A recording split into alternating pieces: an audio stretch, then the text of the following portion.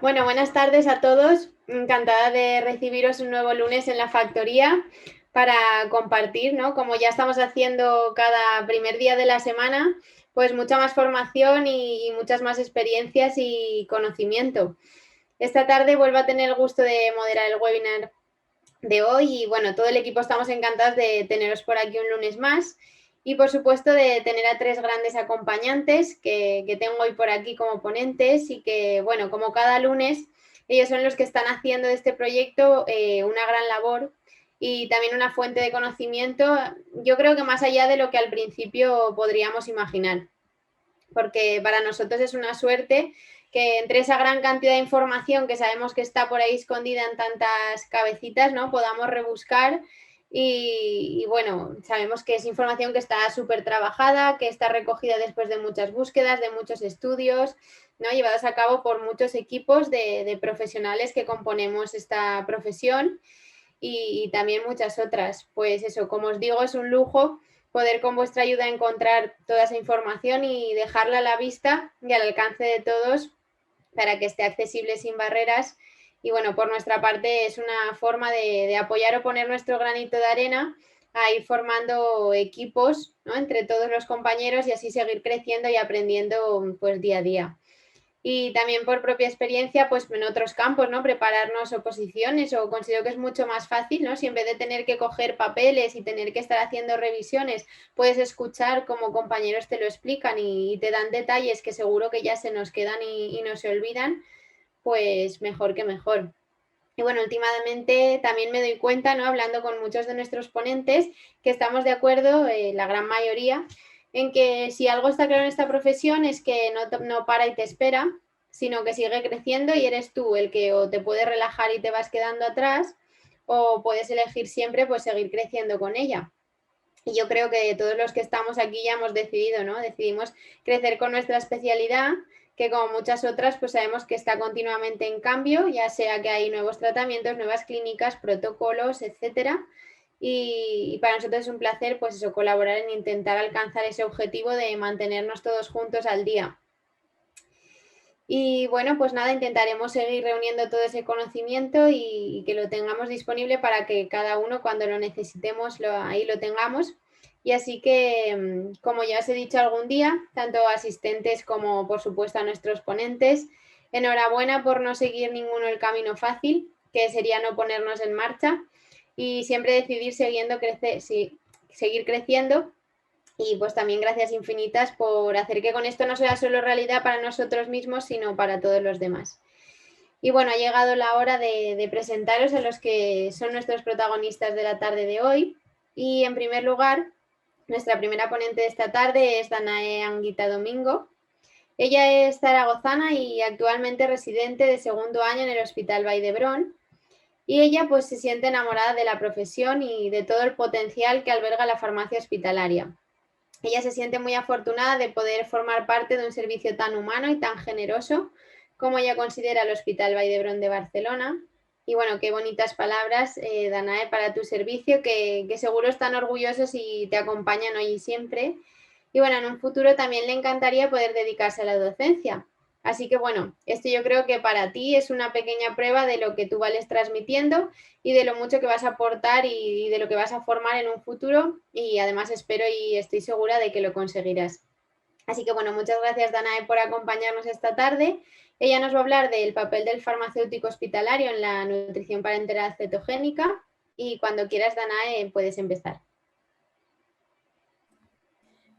Vale, ya estoy, ¿verdad? Sí. Comparto pantalla.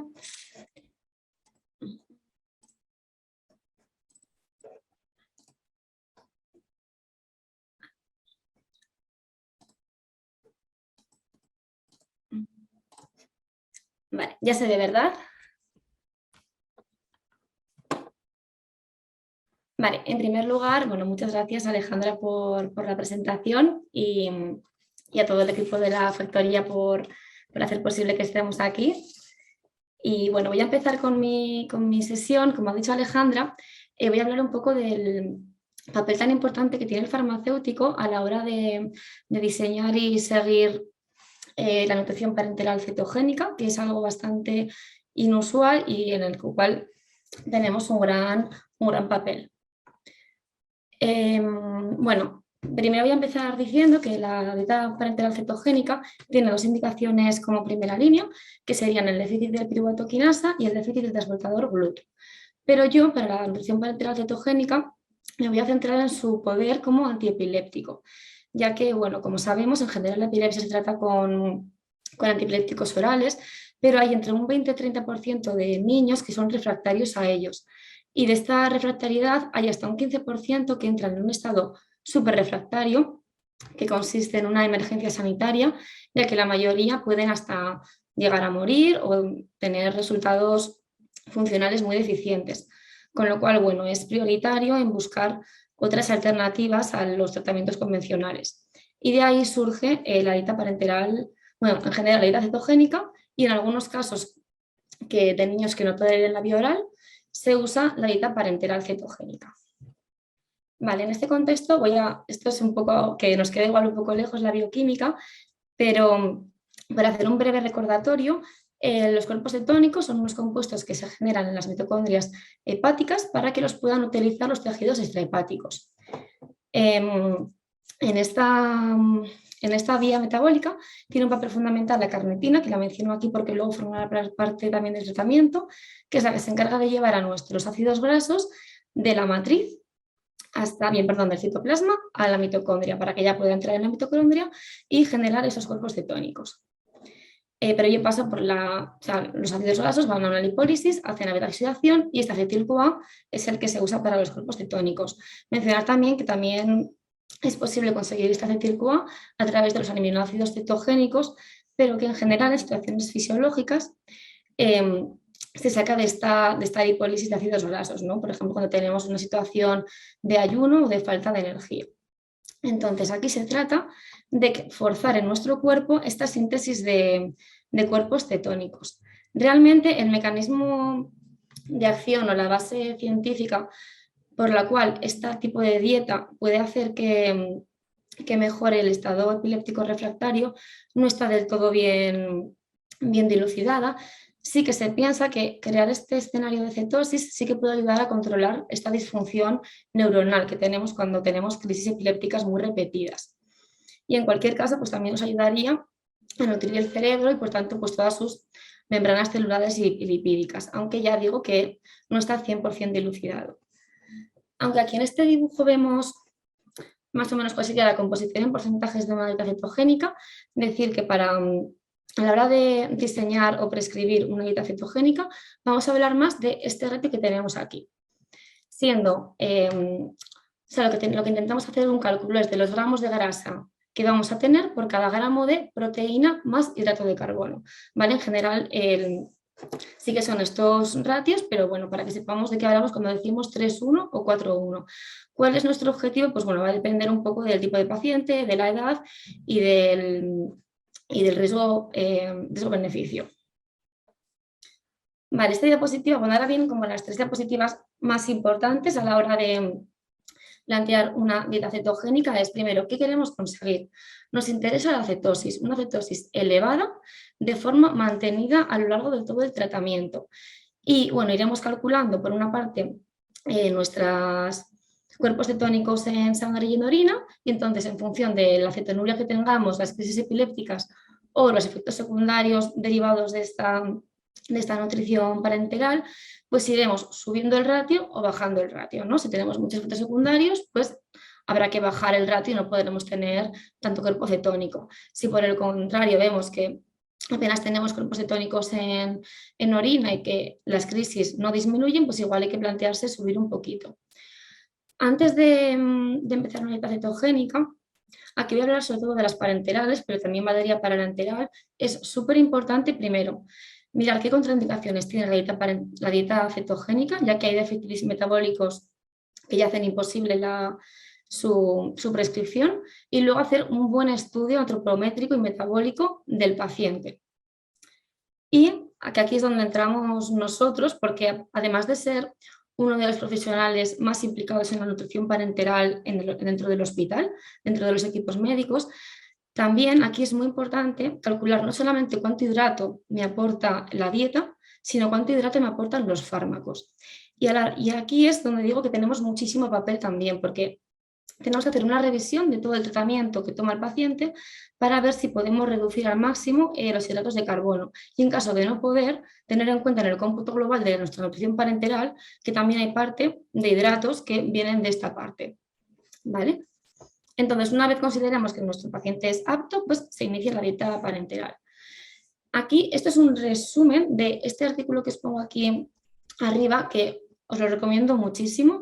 Hace una revisión de muchísimos artículos, una serie de recomendaciones que resume como en 23 puntos estrella, de los cuales aquí he resumido los que creo que son más importantes y que de verdad ayudan mucho a poder establecer la dieta. Es súper importante. Si tú quieres poner una dieta parenteral cetogénica, siempre va a ser una unidad de críticos, nunca va a ser una planta de hospitalización normal, tiene que ser en la UCI. Hay que tener mucho cuidado con las contraindicaciones que tenemos. Es un niño en general crítico, pero hay que tener cuidado con el propofol. El propofol, que muchas veces se usa para sedonalgesiar, aparte de su contenido en glicerol, puede favorecer que tengamos un síndrome de infusión por propofol con la dieta cetogénica, con lo cual es muy importante en la medida de lo posible quitarlo. Luego también hacer la revisión del contenido de hidratos de carbono y luego aquí hay como dos variantes.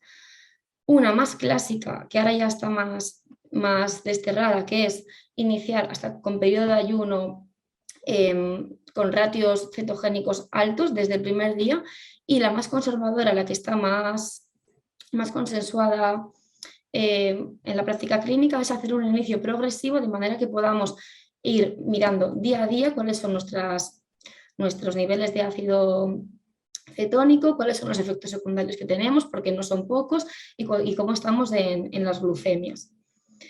Luego, lo que hemos dicho, un objetivo de llegar a un 2, 3, 4 en función. Las calorías, iniciar con el 50% y ir aumentando en unos 7 días a la vez que aumentamos el contenido de lípidos, porque hemos dicho que tiene que ser progresivo, y hacer un control estricto de las complicaciones. Sobre todo tenemos que monitorizar triglicéridos y enzimas hepáticas y pancreáticas. ¿Vale? Como digo, son muchas más cosas que tenemos que tener en cuenta, pero bueno, más o menos esto sería como lo más importante a valorar. Como digo, por los puntos claves: iniciar en UCI gradualmente, evaluar riesgo-beneficio y no nos olvidemos de revisar toda la medicación. Y con toda la medicación también me refiero a que si hay medicamentos que se tienen que reconstituir, no es igual reconstituir en un suelo glucosado que en un suelo fisiológico, con lo cual, en la medida de lo posible, habría que intentar ver si nuestros medicamentos son compatibles con suelo fisiológico, porque si no estamos aportando también mucha cantidad de hidratos en estas reconstituciones. Vale, y ahora ya sí que voy a empezar con mi caso clínico, en el cual fue donde implementamos esta medida.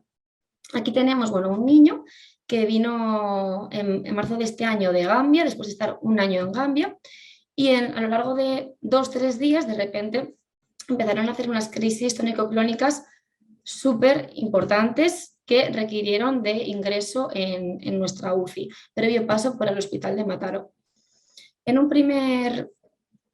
primera sospecha se pensaba que sería una encefalitis de causa infecciosa. Principalmente sospechaban de malaria, debido a que tampoco había otro antecedentes que pudieran sospechar de epilepsias desde hace más tiempo y el año que llevaba en Gambia. Pero aún así, pusieron un tratamiento profiláctico de las principales encefalitis habituales y de las de patología importada, ¿vale? Así vemos el artesunato, la ciclovir. También pusieron la doxiciclina hasta que descartaron Conori Burgdorferi, el cotrimoxazol hasta que descartaron toxoplasma y el levofloxacino a la espera de Bartonella y micoplasma. Al mismo tiempo, pusieron tratamiento antiepiléptico de primera línea. A las 24 horas decidieron que como no paraban las convulsiones, le inducieron el coma barbitúrico a la espera de los resultados. Esto es, adelantarme un poco, pero en una reso de 2 días más Más adelante sí que vieron que había unas lesiones microhemorrágicas en la zona esplénica que sí que estaban asociadas con malaria en algunos casos, con lo cual como que seguían confirmando su hipótesis, pero es verdad que una reso de control de unos días más tarde ya, bueno, descartaron la malaria y las pruebas microbiológicas pues también. Esto que es no lo leáis, o sea, esto es muchísima letra. Básicamente os quiero mostrar todo lo que se mira en un diagnóstico diferencial de encefalitis. Por un lado, miraron lo primero, causas infecciosas, causas autoinmunitarias, metabólicas y otras. Y ya en una primera instancia descartaron la mayoría de causas de encefalitis más comunes en nuestro ambiente. Y mientras esperábamos a los siguientes resultados de pruebas, porque todas estas no descartadas pues estaban pendientes de que saliera el resultado, pues pensaron que igual no era una encefalitis de causa infecciosa, sino que también igual era una encefalitis de causa autoinmune. Y entonces, a la par que los antibióticos, iniciaron un tratamiento con gammas y con megabolus de metilprednisolona. Mientras os recuerdo que tenemos un niño como barbitúrico que aún así convulsiona cada 5 o 10 minutos. Para la mala suerte, 5 días más tarde salen los resultados que básicamente descartan cualquier tipo de causa infecciosa, no se encontraba absolutamente nada y prácticamente también la mayoría de causas autoinmunes. En este contexto ya es cuando entra en juego la dieta cetogénica, ya que lo único que parece que puede cuadrar es que sea un FIRES, que bueno, FIRES básicamente pues significa que parece que hay un síndrome epiléptico relacionado con una causa febril no especificada que es refractaria a todos los fármacos posibles. En este contexto se valora la siguiente estrategia terapéutica. Por un lado, anakinra, pasando por dieta cetogénica, peramparel y plasmaféresis. Bueno, esto os lo pongo porque es verdad que aún estamos en el 19 de marzo, pero es verdad que resos de más adelante sí que demostraron que podía tratarse de un caso de FIRES en base a una serie de estudios. Este es una foto real de nuestro paciente y este es el del estudio, pero realmente tampoco soy experta en resos.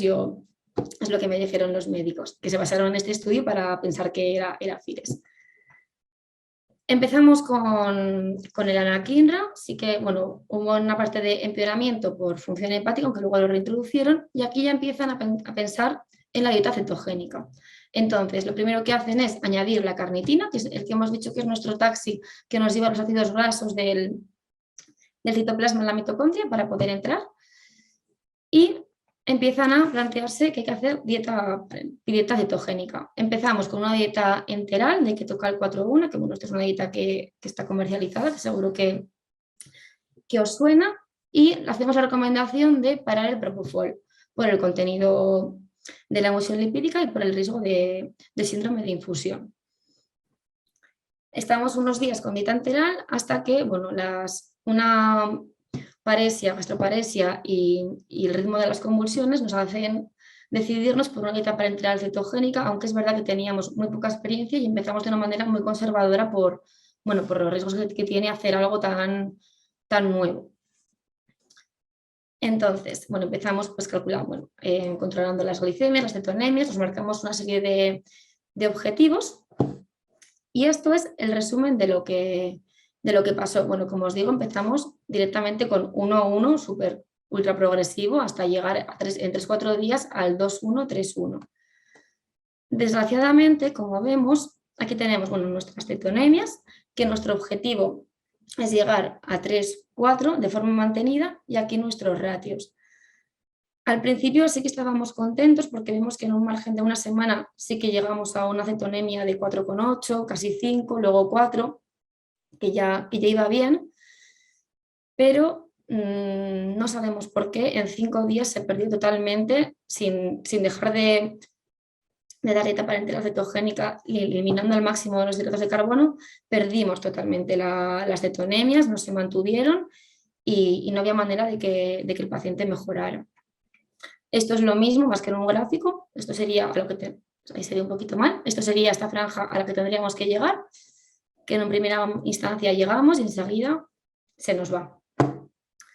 Pero bueno, también está bien contar las experiencias que a veces no salen tan, tan positivas. Y mientras tanto, mientras hacíamos esta dieta parenteral, lo que os digo, sobre todo miramos triglicéridos y enzimas pancreáticas y hepáticas. Sí que con los triglicéridos vimos que no, sí que ciertamente, pues, evidentemente, pues no paraban de aumentar, llegando al margen superior, pero bueno, quieras que no estamos forzando una cetogénesis.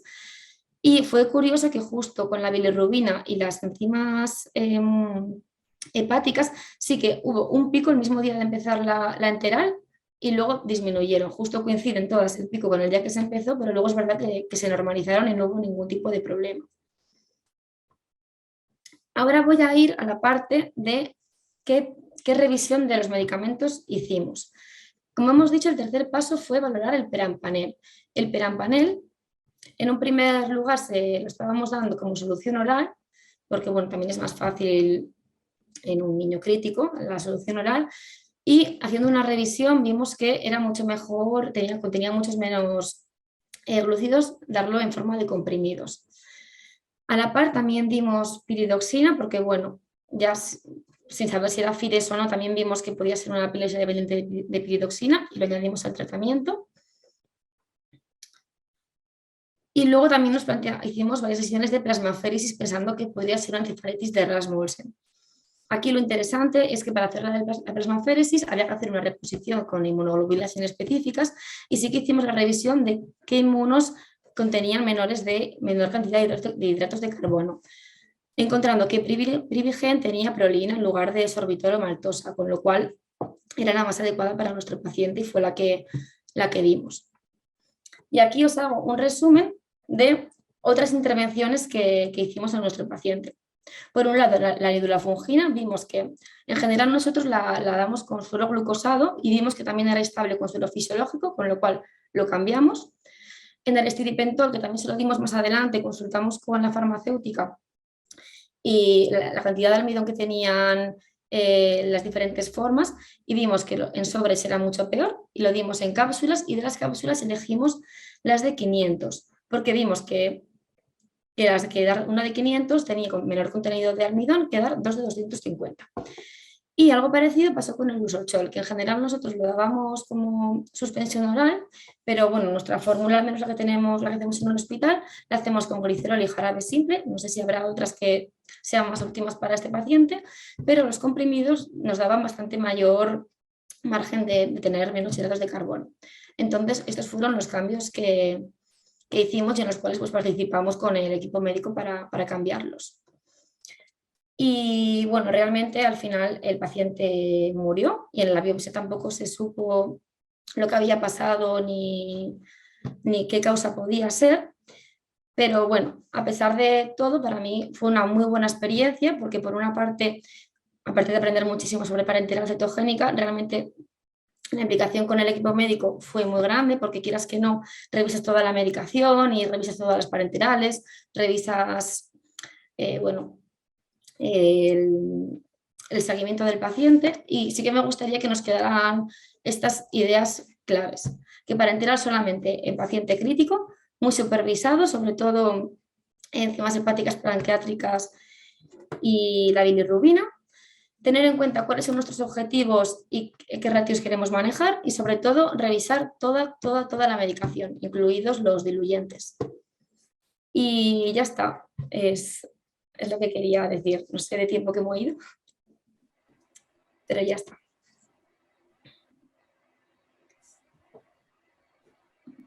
Vale, Danae, muy bien. A ver. Muchas gracias y bueno, eso, muchas gracias por hablarnos del papel del farmacéutico, ¿no? en la atención a estos pacientes con dieta cetogénica. Y bueno, como bien lo has reflejado en un caso que siempre nos hace entenderlo todo mejor, ¿no? Y ver que en la práctica es real cómo se aplica. Y bueno, pues eso ha sido muy interesante ver pues cómo se puede monitorizar además la efectividad y también la seguridad. Y ya no solo en la nutrición, que ahí ya sabemos que jugamos un papel importante, sino ver cómo nos implicamos también pues, en el tratamiento, ¿no? Y en el entorno de una patología que a lo mejor tampoco conocemos tanto y bien nos has explicado cómo era el FIRES. Así que, bueno, muchas gracias, Danae. Y a continuación vamos a presentar a nuestro segundo ponente de esta tarde.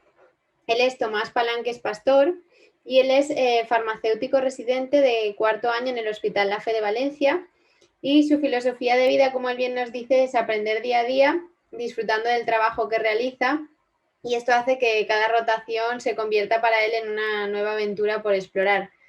Para él, además, la mayor gratitud de todo esto es poder contribuir a la mejora del tratamiento y la salud de los pacientes. Y además, Tomás, aun siendo ya como residente, es miembro del grupo de trabajo en enfermedades inflamatorias inmunomediadas de la SEF, y además se atreve a ser profesor de químicas del FIR. Su lema es: el esfuerzo de hoy es el éxito de mañana.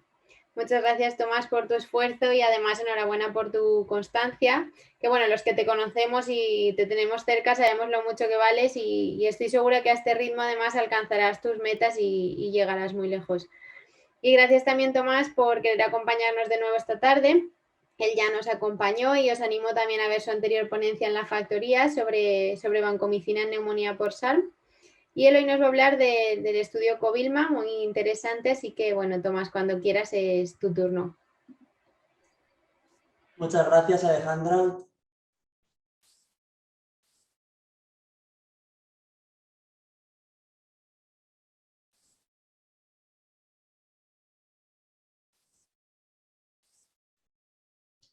Buenas tardes a todos y a todas. Mi nombre es Tomás Palanques y en primer lugar me gustaría agradecer a la factoría la oportunidad que nos brinda, así como también su compromiso en la formación sanitaria en farmacia hospitalaria.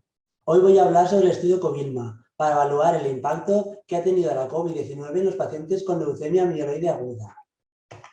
Como ya bien todos sabemos, a finales de 2019 aparece en China un nuevo virus denominado coronavirus tipo 2, causante del síndrome respiratorio agudo severo, que se extiende rápidamente por todo el mundo, por lo que el brote es declarado pandemia por la Organización Mundial de la Salud. En este contexto, el cáncer parece ser un factor de riesgo para un curso complicado de la infección por el SARS-CoV-2, resultando en una mayor mortalidad. Y en concreto, en las enfermedades hematológicas malignas, como la leucemia mieloide aguda, se presenta una mayor agresividad, debido a coinfecciones bacterianas que se asocian al menor recuento de granulocitos, bien sea por la enfermedad o por el tratamiento.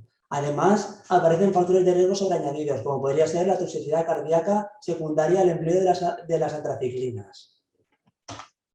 La infección por el SARS-CoV-2 por ello puede conllevar a tener que modificar el tratamiento antileucémico, con reducciones de dosis, retrasos de tratamiento o interacciones con los fármacos antivirales. Por ello, los paneles de expertos recomiendan retrasar o parar el tratamiento si el paciente tiene síntomas, tratar la infección viral en el caso de que esté presente, primando el uso de moduladores de citoquinas, y priorizar un manejo ambulatorio tras la fase de inducción. Sin embargo, la evidencia disponible es limitada de cómo es la forma óptima de manejar a los pacientes con leucemia mieloide aguda que se infectan por el SARS-CoV-2, por lo que en función de cómo van saliendo a la luz nuevos estudios publicados, se va generando nueva evidencia. Los objetivos del presente trabajo serían dos. Por un lado, dilucidar los resultados clínicos y evaluar el impacto potencial de diferentes enfoques terapéuticos en una población de LMA con infección por el SARS-CoV-2. Y en otro lugar, identificar aquellos factores de riesgo que se asocian con un desenlace fatal para la enfermedad por la COVID-19.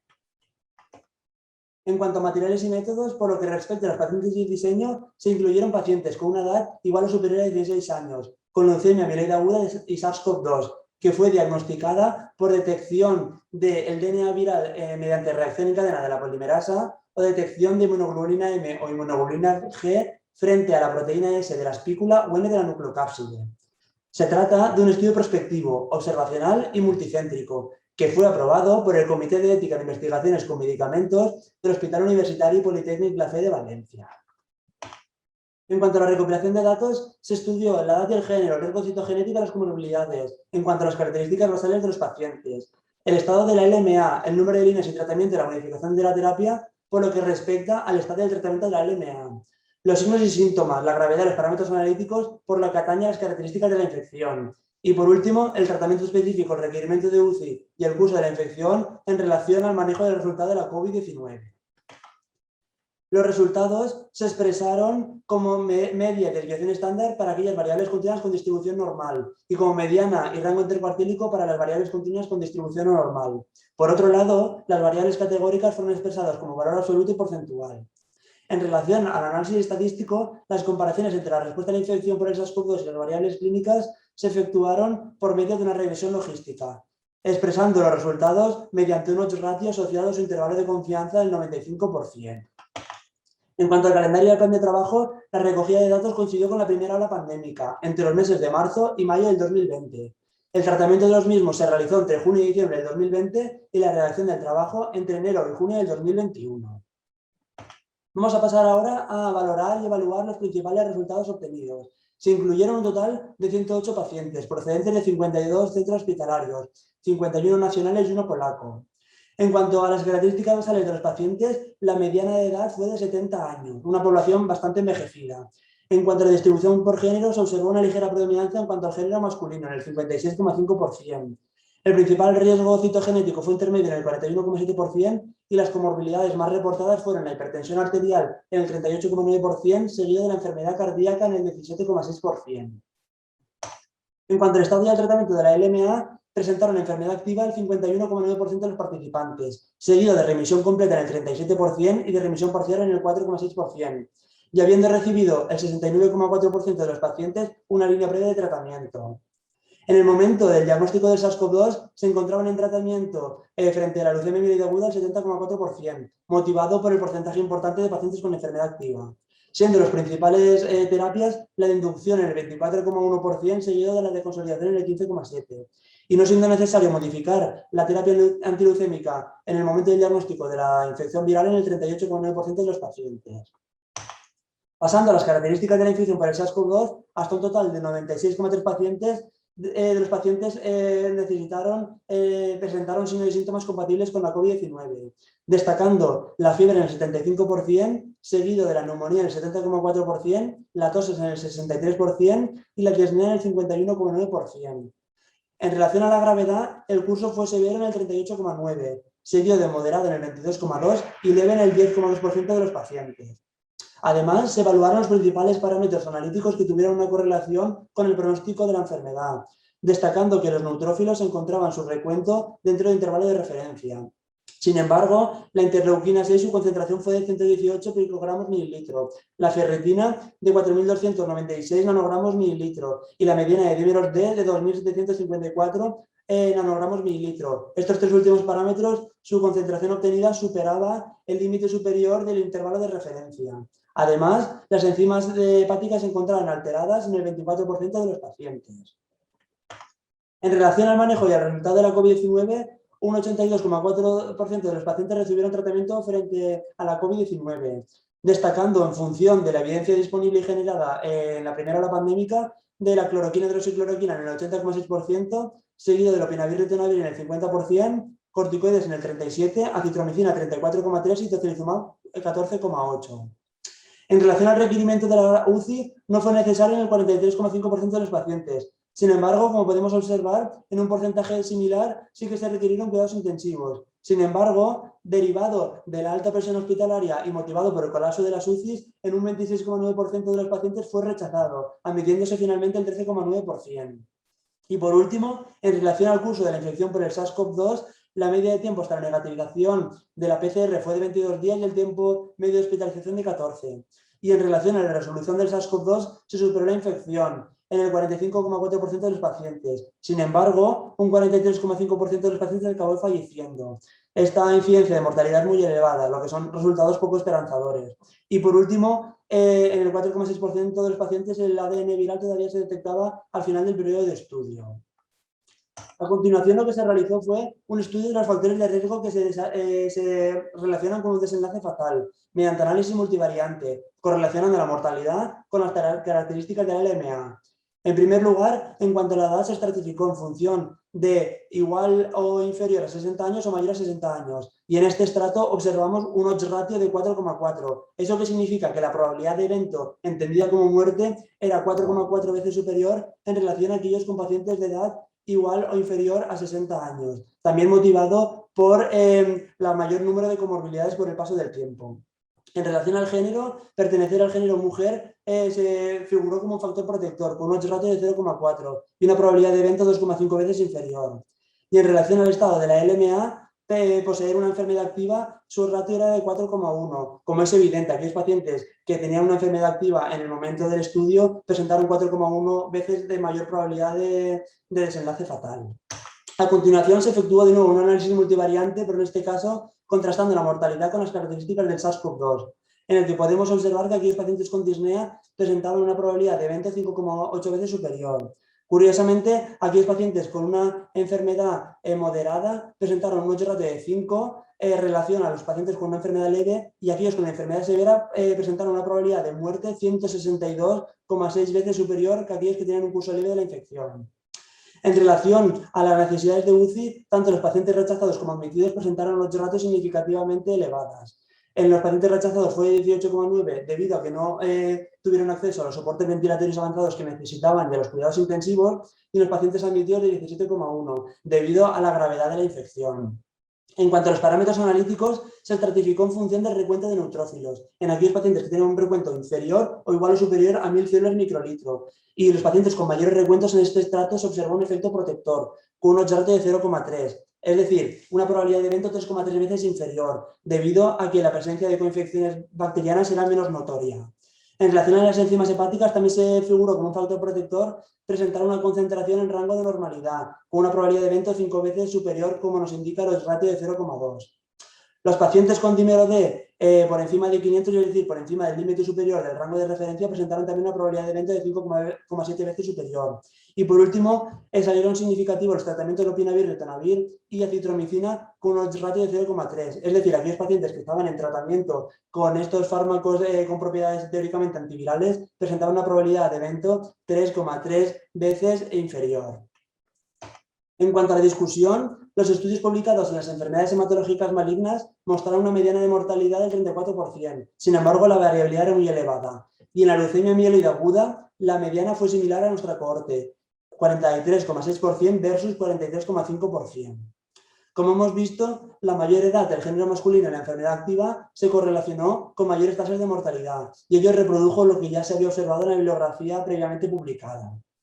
Además, nuestra cohorte mostró una mayor mortalidad en pacientes con disnea, COVID-19 grave, criterios de UCI y dímeros D superiores a 500 nanogramos mililitro, siendo factor protector el recuento de neutrófilos igual o superior a 1000 células microlitro y las enzimas hepáticas en rango. Y por último, los principales fármacos frente al SARS-CoV-2 utilizados fueron la cloroquina, hidroxicloroquina y lopinavir, ritonavir, presentando un efecto protector a citromicina y lopinavir, ritonavir. Sin embargo, como hemos podido ver en función de los estudios que han ido saliendo a la luz, ya es controvertida la utilización de la citromicina y lopinavir, ritonavir, y se pone en duda la credibilidad en cuanto a la eficacia y el valor para el manejo de la infección por el SARS-CoV-2, por lo que tenemos que interpretar con cautela estos resultados y no podemos descartar que sea un hallazgo casual. Las principales limitaciones del estudio serían 3. Por un lado, covariables relevantes podrían no haber sido incluidas, y para algunos, como hemos podido observar, faltaba una proporción sustancial de datos. Por otro lado, no podemos confirmar que todas las muertes que analizamos fueran debidas a la infección por el SARS-CoV-2, ya que no debemos olvidar que todos los pacientes presentaban una enfermedad de leucemia mieloide aguda, y siendo en el 50% aproximadamente esta enfermedad activa. Y por último, nuestros hallazgos podrían que no fueran reproducibles en estudios futuros, por el continuo desarrollo de los protocolos y de las guías de práctica clínica. Pasando ya a las conclusiones, los pacientes con LMA y SARS-CoV-2 tuvieron una alta mortalidad en un corto periodo de tiempo, en la primera ola pandémica, y prácticamente la totalidad de ellos presentaron signos y síntomas que fueron compatibles con la infección, que se relacionaron con una mayor severidad y por tanto una mayor mortalidad. Y después, en segundo lugar, aquellos factores de riesgo adicionales como la leucemia activa, la edad avanzada y el sexo masculino nos podrían ser útiles para guiar el manejo futuro de los pacientes que se infectan por el SARS-CoV-2 y que presentan una leucemia mieloide aguda. Derivado de este estudio, se publicó un artículo en la revista Leuquemia en Linfoma, titulado Características, resultados clínicos y factores de riesgo de la infección por SARS-CoV-2 en pacientes adultos con leucemia mieloide aguda, en base a la experiencia del grupo PETEMA, del Programa Español de Tratamiento de Hematología, con especial contribución de Juan E. Mejías en el análisis estadístico y redacción del artículo y de Pau Montesinos en el liderazgo del proyecto. Esta es la bibliografía utilizada para el trabajo y muchas gracias por vuestra atención.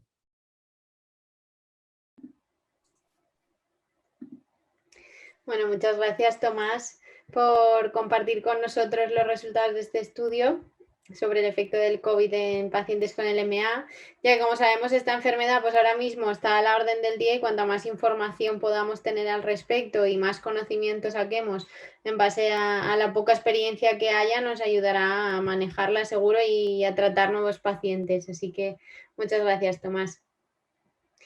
Y por último, nuestra tercera ponente de esta tarde es Julia Ibáñez. Julia es farmacéutica y además bióloga y estudió en la Universidad de Alcalá de Henares y posteriormente obtuvo su título BIAFIR de especialista en farmacia industrial y galénica en la Universidad Autónoma de Barcelona. Más tarde ella comenzó su andadura en la industria farmacéutica, en el departamento concretamente de ensayos clínicos de una gran multinacional y gracias a una inspección de la EMA se dio cuenta de que su pasión estaba en el área de calidad de ensayos. Y actualmente ella ha conseguido ser auditora de ensayos y le encanta su trabajo, según nos dice, y le permite participar tanto en la investigación clínica y además poner en el mercado tratamientos oncológicos con gran impacto en los pacientes. Además, por si fuera poco, ya en sus ratos libres le encanta practicar yoga, leer, disfrutar de la naturaleza y del mar. Y está encantada viviendo en Barcelona. Bueno, cuánto me alegro, Julia, de que poco a poco y viendo diferentes caras de nuestra profesión, tú hayas encontrado un camino que te llena tanto y espero que sigas disfrutando igual que hasta ahora, incluso más, de este camino que vas recorriendo. Así que gracias, Julia, por acompañarnos. Ella nos va a hablar de nuevos cambios en las guías de buenas prácticas clínicas que muchas veces desconocemos mucho en torno a este tema.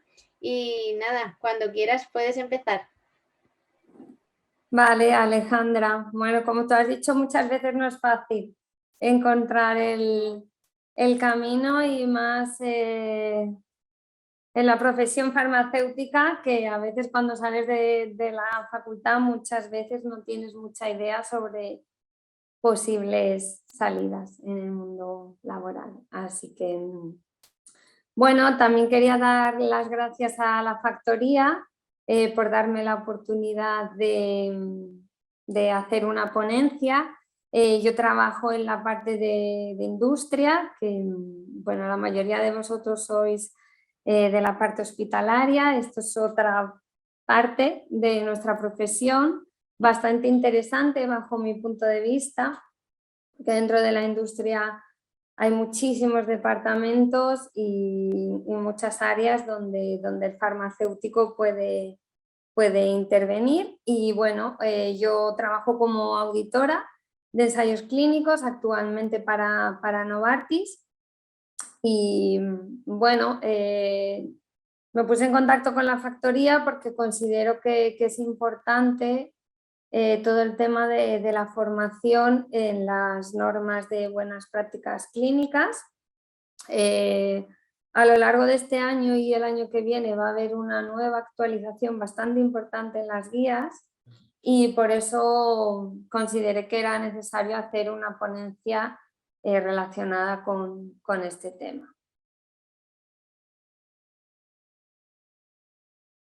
Bueno, a lo largo de la sesión de hoy comenzaré explicándoos un poco el contexto histórico que generó la implementación y la publicación de la primera versión de las normas de correcta práctica clínica.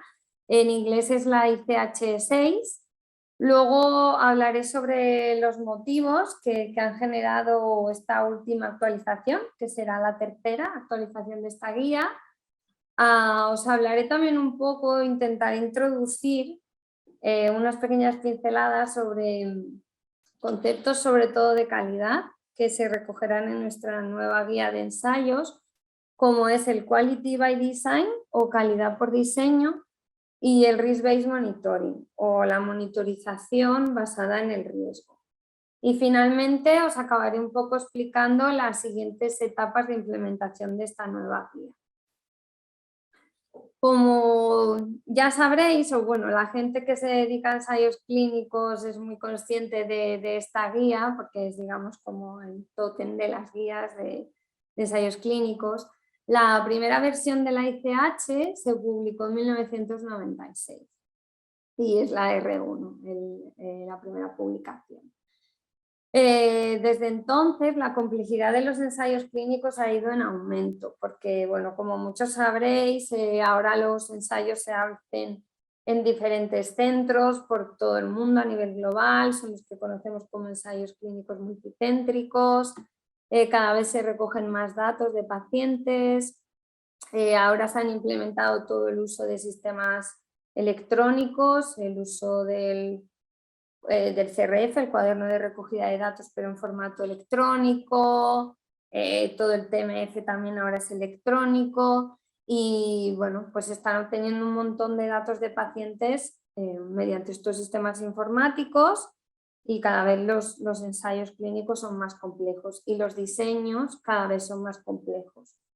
Entonces, 10 años después, en 2016, se publicó la nueva versión, la R2, pues bueno, para tener en cuenta todo este nuevo escenario de datos electrónicos y de la monitorización de todos estos nuevos datos y de diferentes centros en diferentes localizaciones.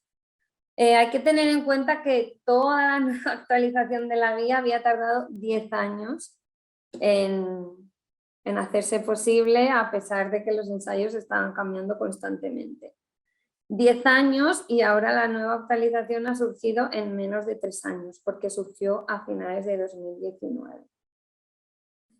Esto a finales de 2019, en el 17 de noviembre en concreto, la ICH en su página web publicó un Final Concept Paper expresando pues eso, que esta nueva guía, la última, la R2, que hacía 2 años y poco que se había publicado, necesitaba una nueva revisión. ¿Por qué ellos consideran que es necesaria una nueva revisión de la guía? Principalmente por 2 motivos. Uno es incluir nuevos conceptos y principios en el diseño de los ensayos clínicos y en la planificación a lo largo de todo el ensayo, para así asegurar que generamos datos fiables y de calidad. Y aquí introducen los 2 conceptos que luego explicaré, que es el Quality by Design y el Risk-Based Monitoring. El siguiente motivo por el que se ha decidido actualizar esta guía es para darla mayor flexibilidad. Muchas veces las guías tratan de explicar o de normalizar procedimientos que no es fácil de estandarizar, porque la manera de hacer un ensayo clínico en India, en Estados Unidos, en España, en diferentes patologías, no es fácil de hacer un estándar común. Entonces las guías a veces son muy rígidas y también desde la industria y desde diferentes organizaciones se pedía mayor flexibilidad en las guías.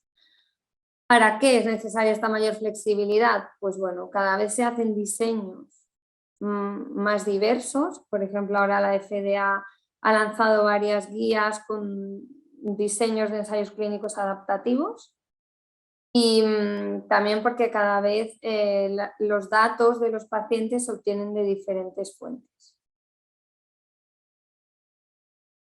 Ahora os voy a explicar uno de los conceptos que introducirá la guía, que es el Quality by Design. ¿Vale? O calidad por diseño. Este concepto viene de otra guía de ensayos clínicos, que es la E8, que es la general del diseño de los ensayos y es la que se tiene que utilizar cuando se hace un protocolo de ensayo. En esta guía ya se habla de este concepto, pero no está muy bien explicado. El término de Quality by Design es un término que sí que está ampliamente implementado y ampliamente trabajado en el término en producción, en el área de producción y bajo las GMPs, las normas de correcta fabricación. Es un término que todo el mundo utiliza y que está ya ampliamente descrito. Lo que se busca con este concepto es que tú tengas un conocimiento profundo tanto de tu producto, digamos, de tu fármaco, desde el inicio, desde las primeras síntesis, incluso desde la síntesis del principio activo, y tengas un amplio conocimiento desde ese primer momento y también a lo largo del proceso de fabricación del producto. Y tengas un conocimiento tan profundo de todo este proceso que puedas implementar controles de calidad a lo largo de este proceso cuando sean necesarios porque tengan mayor riesgo y así liberar unos lotes al mercado que asegures la calidad a lo largo de toda la vida útil del fármaco en el mercado. Es lo que se conoce como pensar antes de hacer. Entonces, trasladando este concepto a ensayos clínicos se busca un poco lo mismo. Tener un conocimiento profundo de la patología que queremos estudiar, de los pacientes, Diana, que queremos analizar, del producto en investigación, para así, bueno, pues determinar qué riesgos podemos tener a lo largo del ensayo y actuar en consecuencia. Bueno, es un poco lo que os comento aquí. Al final hay que focalizarse en los elementos esenciales para el diseño del ensayo. Entonces, el Quality by Design tiene básicamente 4 diferentes steps, 4 diferentes pasos, que son planifica, actúa, verifica, verifica y actúa. Para la planificación, lo que la guía, y yo creo que es bastante novedoso, propone es que en el diseño del protocolo y tanto en la elaboración del protocolo del ensayo como en el diseño en sí del ensayo, estén involucrados no únicamente el promotor, que era como normalmente venía siendo, sino también, bueno, propone que estén implicados otros actores importantes como son las asociaciones de pacientes y profesionales sanitarios, porque consideran que ellos tienen también el expertise y el conocimiento sobre la patología y sobre lo que es el mundo real del ensayo clínico y de los pacientes. La siguiente etapa sería el AZ, que lo explicaré en la siguiente diapositiva. Serían como conceptos como el Risk-Based Monitoring o la monitorización basada en el riesgo.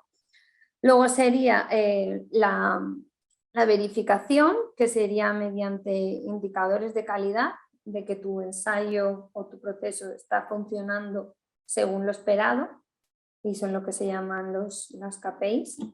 Y finalmente serían actuar. Si tú detectas que tu ensayo no está funcionando o que estás teniendo varios problemas de seguridad o de eficacia o problemas con los centros, tendrías que implementar medidas de actuación, es lo que se conoce como acciones preventivas y correctivas y procesos de mejora continua.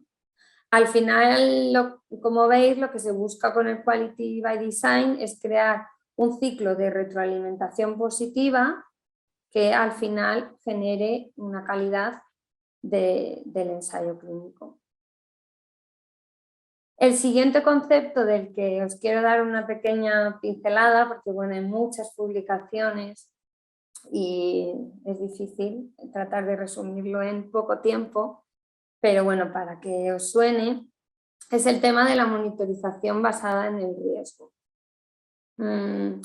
Tradicionalmente, y los que os dediquéis a ensayos, pues bueno, os viene el monitor a farmacia una vez al mes, una vez cada 8 semanas, si hay suerte, y bueno, tendréis experiencia de que siempre hay retrasos en la introducción de los datos en el cuaderno y siempre hay un retraso en el procesamiento de los datos de los pacientes de ensayo.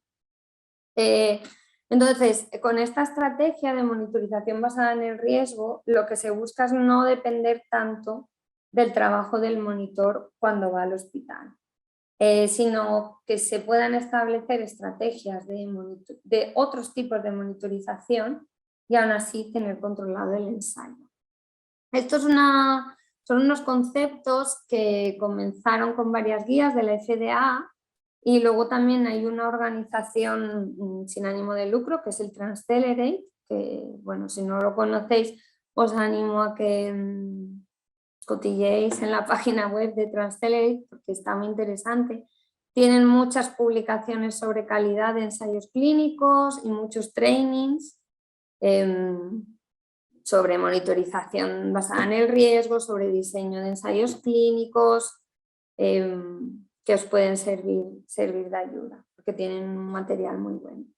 Entonces es lo que digo, esto es una iniciativa que parte sobre todo de la FDA y de asociaciones como el TransCDD. Entonces, como en el Quality by Design tiene diferentes formas de implementar el análisis de riesgo y básicamente son 3. Lo primero es identificar el riesgo. Como a veces no es fácil entender estos conceptos sin un ejemplo, os he puesto un ejemplo que, bueno, es bastante básico, es un ensayo bastante básico así, pero bueno, es un ejemplo para tratar de entenderlo un poco. Lo primero sería identificar los riesgos. Imaginemos un ensayo clínico en el que el endpoint primario son cambios en los niveles de la hemoglobina glicosilada desde el baseline hasta la semana X. Nuestro dato crítico sería la hemoglobina glicosilada y, por ejemplo, podríamos decidir que el proceso crítico para este ensayo sería la extracción de la muestra del paciente, porque, por ejemplo, es una muestra que tiene que ir congelada, ¿vale? Entonces eso supone un riesgo y es el riesgo que vamos a definir.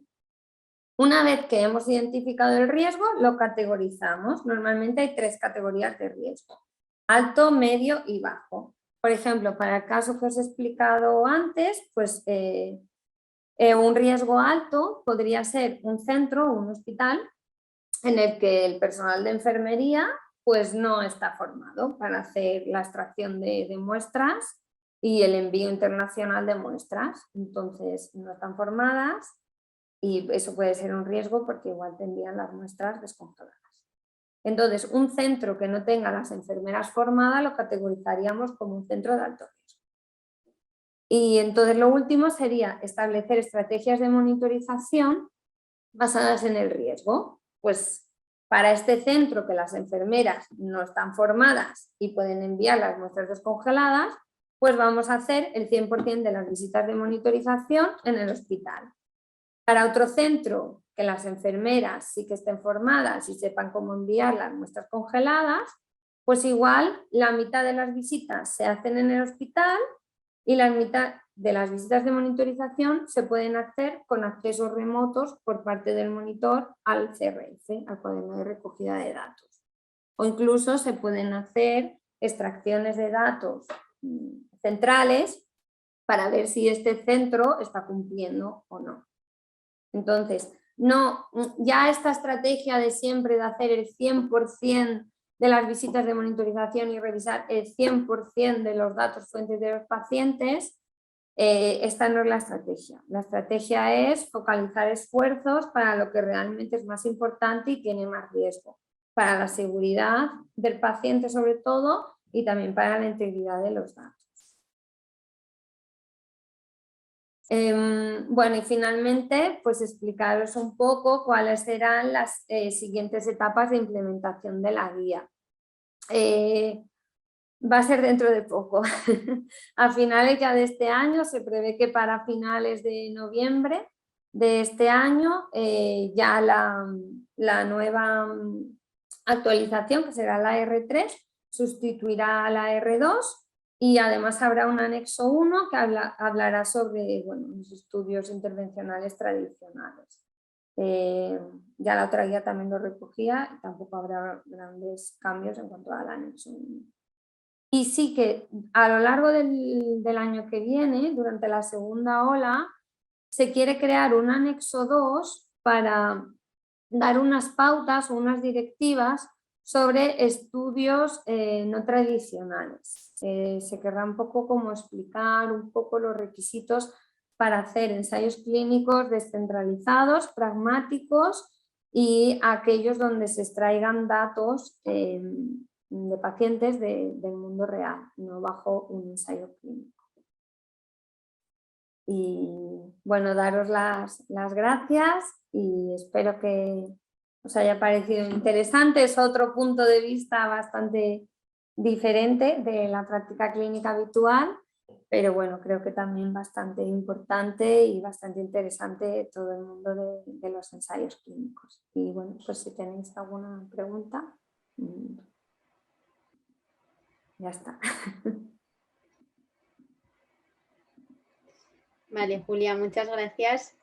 Y nada, encantados de escucharte. Como tú dices, nos has dado pues otro punto de vista, ¿no? Que a lo mejor no estamos acostumbrados a escuchar, pero también, por supuesto, nos hace falta. Y además este tema sobre guías de práctica clínica es algo de lo que a veces no hablamos mucho, ¿no? Sobre todo en el entorno de ensayos, pero también a nivel de conocimiento general, y hay mucho detrás por conocer y que estudiar. Así que bueno, gracias por acercarnos al tema esta tarde. Y bueno, y tras estas 3 grandes ponencias de la tarde, vamos a continuar con algunas preguntas para sus ponentes. Como ya sabéis, cualquier participante puede consultar sus preguntas a cualquiera de los 3 a través del apartado de preguntas y respuestas que os aparece aquí abajo. Y bueno, mientras damos tiempo a que podáis realizar cualquier comentario o consulta sobre las ponencias, os voy a ir haciendo unas preguntas en el orden que habéis ido hablando. Por lo tanto, en primer lugar, me gustaría comentar con Danae. Bueno, tú nos lo has empezado a comentar muy bien ya en tus conclusiones, pero bueno, porque nos adelantes un poquito más o nos cuentes un poquito más cómo fue. Nos has empezado a decir, ¿no?, que sí que intervenisteis los farmacéuticos con el equipo médico, pero bueno, ¿cómo fue la relación durante todo el proceso del caso que nos estabas contando? ¿Ellos aceptaron bien el apoyo, colaboraban para formar equipo o cómo fue? Hola. Bueno, en primer lugar, me han gustado mucho las dos, ha estado muy bien. Yo creo que aquí tuvimos suerte porque ya la adjunta que se encarga de la UCI pediátrica ya en general tiene muy buena relación y al ser cada niño tan complejo y tan distinto, ella más suele hablar con el equipo médico. Y aquí también se une que al ser lo que había dicho, una dieta parenteral, pues ya nos tienen muy en cuenta en la UCI pediátrica. También son más pediatras, no son intensivistas, no suele ir tanto el equipo de soporte nutricional, porque la general igual sí que va, pero en infantil somos más los farmacéuticos. Entonces, entre eso y todo el apartado que les introdujimos de poder revisar la medicación, la verdad es que fue sencillo, porque confiaban y bueno, y nosotros también pues tuvimos que mirar revisión y aprendimos también mucho que partíamos, ya digo, de casi cero, no teníamos experiencia, pero a mí me gustó, no sé, yo elegí también esta ponencia porque a mí me enriqueció mucho el poder tener contacto con el médico. Y sí, creo que fue fácil. Sí, y además, a lo mejor aunque ellos y nosotros todos, la teoría más o menos, bueno, sabes un poco de qué va, al meterte en el caso, ¿no?, y empezar a trabajar juntos. Claro, la idea es esa, si son un equipo que también pues nos tienen en cuenta, como tú dices, ya a través de la nutrición, como que enganchas un poco a participar en todo el tratamiento, ¿no?, y ya te vas metiendo y al final, aunque día a día no trabajemos juntos, pero bueno, yo creo que así, ¿no?, es como vamos haciéndonos visibles, que a veces no saben qué hacemos y seguro que ahí se dieron cuenta del papel. Yo creo que es una gran oportunidad, que si alguna que esté viendo alguna vez de dieta cetogénica, que diga, ay, voy a hablar con los médicos, que sí, exacto. A mí ya no se me olvida. Perfecto, gracias, Danae. Nada, a ti. Y bueno, tengo también por aquí para comentarte, Tomás, en tu caso, en el ensayo que nos has contado muy bien, resultados y discusión, ¿a qué se debe, que llama la atención, la baja proporción de asintomáticos, ¿no?, y la alta mortalidad entre los pacientes de tu estudio? Hola, buenas tardes. Enhorabuena de nuevo también a Julia y a Danae. Pues en este caso lo que observamos es que prácticamente la totalidad de los pacientes presentaban sintomatología y que la mortalidad era muy relevante. Lo que hemos deducido es que no se realizó un cribado de la población general ni de los pacientes con leucemia mieloide aguda para ver su estado en relación a la infección viral, y solo se efectuaron PCRs o detección de globulina M o de tipo G aquellos pacientes que presentaban signos y síntomas que eran compatibles con la infección. De ahí que aproximadamente el 95% de los pacientes tuvieran signos y síntomas de la COVID-19. Y estos pacientes sintomáticos son los que al final van a presentar cursos de la infección más grave, mayores tasas o de requerimiento de UCI y ligado a que ya presentar una leucemia mieloide aguda de base, pues son los que van a tener una mayor mortalidad. De ahí que ese valor del 45% de mortalidad, que es superior a lo que cabría esperar. Claro que también a lo mejor, yo qué sé, si ellos ya tienen su enfermedad de base, cuando vas a coger los pacientes con COVID, a lo mejor hay síntomas que hasta se te pasan desapercibidos, ¿no? Que no coges población de base sana que ya le puedas detectar. Claro, así es. Por eso se deriva que presente una tasa de sintomatología y de síndrome muy elevada y una mortalidad muy relevante, demasiado en relación a la población general. Pero ya tenemos que tener en cuenta que presentan una leucemia de base y que el 50% de los pacientes aproximadamente tienen una enfermedad activa, que están bajo un curso de tratamiento antileucémico. De ahí que esta mortalidad sea tan reseñable. Claro, también el estudio es en el periodo que más grave, bueno, más Claro, y en la primera pandemia, cuando población. menor evidencia, en la primera ola pandémica, cuando menor evidencia había y el manejo era más ensayo-error. Ahora ya los criterios ya están mejor definidos y el manejo que se puede llevar a los pacientes y sobre todo si tenemos en cuenta que actuamos de forma precoz, pues ya los resultados de mortalidad van disminuyendo y ya se intenta a los pacientes que estén en estratos de mayor riesgo tener un mayor control para que a la mínima signo o mínimo síntoma antes que la enfermedad pueda evolucionar ya detectarlo y actuar de raíz. Claro, sí, lo que tú comentabas que incluso tratamientos que en ese caso llevaban, luego han salido estudios que rebatían Claro, lo mejor y ya no se utilizan. utilizaban tratamientos que ahora la evidencia ya los ha dejado en un lugar más hacia detrás. Y curiosamente los corticoides que sí que han demostrado beneficio en nuestro estudio, aunque no lo había comentado, los pacientes fallecían más los que llevaban corticoides. ¿Por qué? Porque los corticoides se utilizaban en aquellos pacientes que ya habían fracasado los antivirales previos y se utilizaban ya en pacientes de UCI a dosis altas de corticoides, pero esos ya estaban en un estado avanzado de la enfermedad y poco se podía hacer. Pero tal como han ido evolucionando y han ido saliendo nuevas evidencias en cuanto al estudio de los fármacos activos, pues ya se ha ido filtrando y utilizando aquello que realmente puede reportar mayor beneficio y sobre todo en la restauración precoz, por lo cual ahora las tasas de mortalidad son inferiores y el manejo de estos pacientes pues es mejor de lo que era en sus inicios por el desconocimiento principalmente. Claro, igual luego seguir alargando el estudio un poco. Y ahora que el Claro, manejo no será el mismo, corticoides no se ponen tan avanzados y todo claro, esto, claro, pues así es. por ahí, bueno, pues mira, podéis seguir estudiándolo. Muy bien, Tomás, muchas gracias.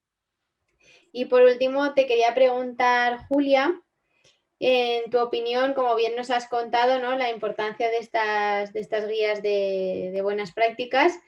¿Qué impacto podrá tener la implementación de la nueva normativa, ¿no? Que nos comentas de esta tercera revisión para los farmacéuticos hospitalarios?